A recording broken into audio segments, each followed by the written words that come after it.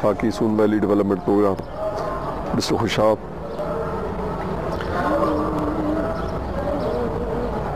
دراصل کچھ بھی، حالانکہ میں بنیادی طور پہ تو بولنے والا آدمی ہوں، لیکن بعض زندگی میں ایسے موقع بھی آتے ہیں کہ آدمی بے ربط باتیں کرتا ہے، شاید آج بھی ایسا ہی موقع ہے۔ اگر میری زندگی پہ کسی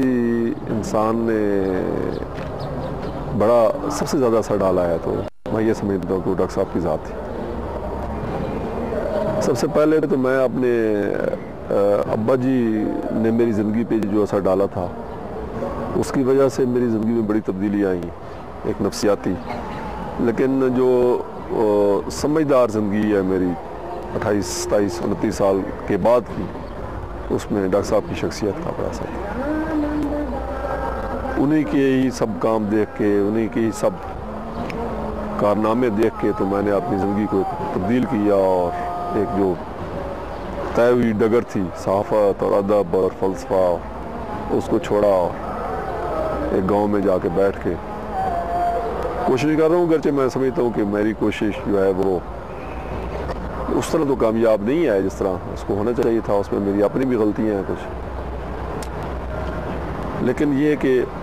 یہ ساری تبدیلی جو میری زندگی میں آئی ہے، اس میں ڈاکٹر صاحب کا ہی ہاتھ ہے۔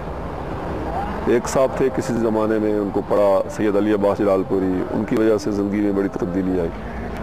اور اب جو کچھ کر رہا ہوں اس پر سب ڈاکٹر صاحب کا اثر ہے۔ میرا یہ خیال ہے کہ